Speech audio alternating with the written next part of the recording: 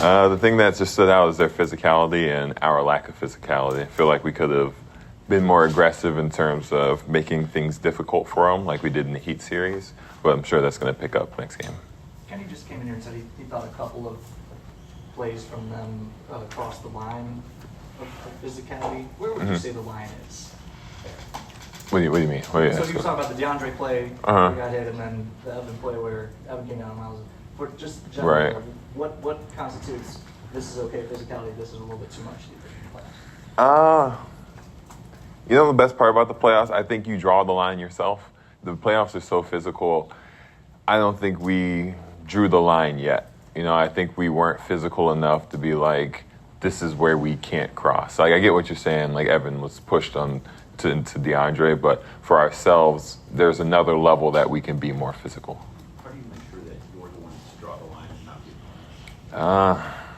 I mean, just hit first. I know it's just one of those things. Set the tone of the game yourself. It's the easy cop-out answer, but I truly believe that's what you got to do. When you watch the film, how do you balance wanting to, increase that perimeter defense and also knowing that maybe their shots were just falling a little bit more than you expected? There's a certain level of aggressiveness that I think if you make the pass tough to the guys that are making the open shots, that's going to open up a lot more. If you are the one to get them off their spots, they're not going to be able to manipulate our defense into making the three-point shots easier. Physicality has been an area where you guys have felt like you haven't measured up for a couple of years now. How do you change that narrative if it keeps going up? Narratives are hard to change in this league. Everybody, when something sticks in this league, it's going to stick for a while. I think we're on the right path in terms of getting the narrative off of our back, but last night was definitely not a good example of trying to do that. So for us to get that gone, we have to come out next game and prove that that team last night was not the Cavs that we want to be. You guys had 2 players combined for 50 shots. What do you think about the shot disparity from last night?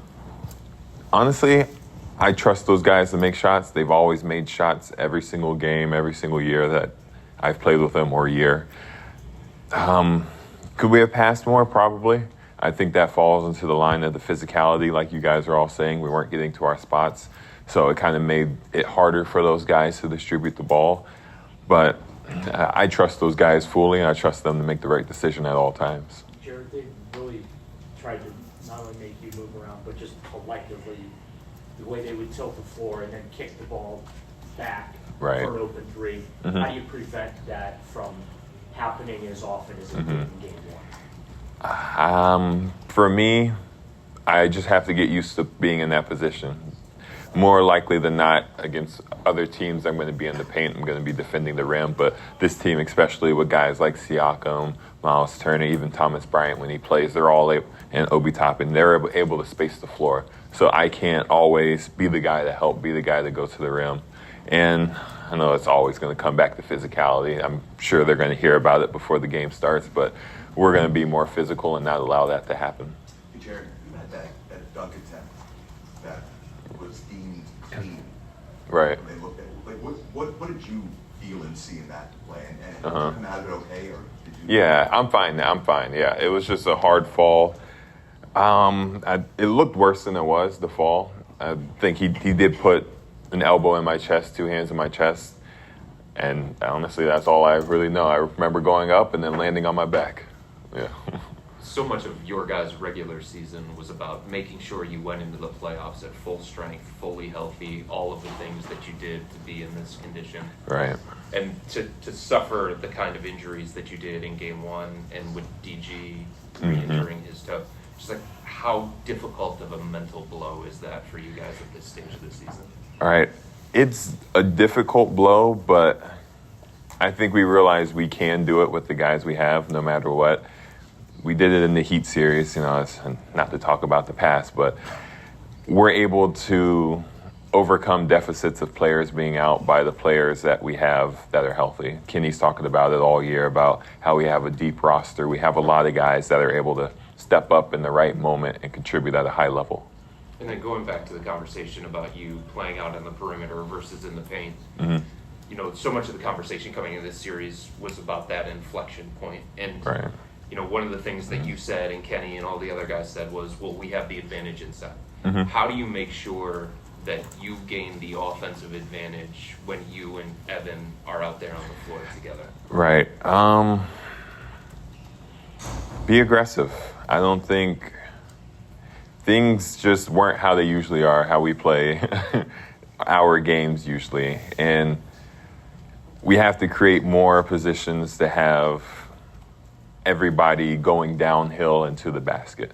I feel like Evan took a couple jumpers, which is perfectly fine. He's shooting great this year. But I just don't feel like we had the same aggressiveness towards the rim that we usually do. Jarrett, a lot of the phrase that's been used since game one has been guard your yard. Mm-hmm. It kind of goes hand in hand with preventing overhelp. Right. How do you prevent the overhelp, but also Mm-hmm. is it more of a mental change or a physical adjustment that needs to be made? You prevent the overhelp by guarding your yard, literally, It's also a mental it's more mental. Everybody can guard in this league. Everybody on offense is an excellent player, but we're all world-class athletes at the end of the day. The physical side is going to take care of itself. It's just sitting down and doing it. It's just sitting down and forcing the player you're guarding into the optimal direction or forcing them into the optimal shot. When you're getting put into those switches, when you're getting put into those pick and rolls where you have to now be the defender on the perimeter, Right. How different is it from like what you expected coming into the series with everything, and then actually seeing it and being put into those actions against Tyrese and guys on the perimeter? I expected it because guarding guys like Miles Siakam, when they pop, you have to spread it. You have to be able to guard whoever is in front of you, guard 1 through 5 on the court. This is a type of team, they go so fast, you're not going to be able to get back to your matchup. So it's what I expected. I expected to be on outside guarding Halliburton. I expected to be having to guard all of their guys. Kenny was saying he's still searching for the why. You guys didn't bring the force or the aggression that he was looking for. What's your why? Why do you think that? Wow, I don't know. It's just one of those games. We shot one of our worst 3-point games. Why'd we do that? I don't know. Why are we in the position we're in? I don't know. But now it's like, how are we going to get out of it? Now it's not about the why anymore. It's about the how we're going to change what we did last night or how we're going to improve as a team to the next game.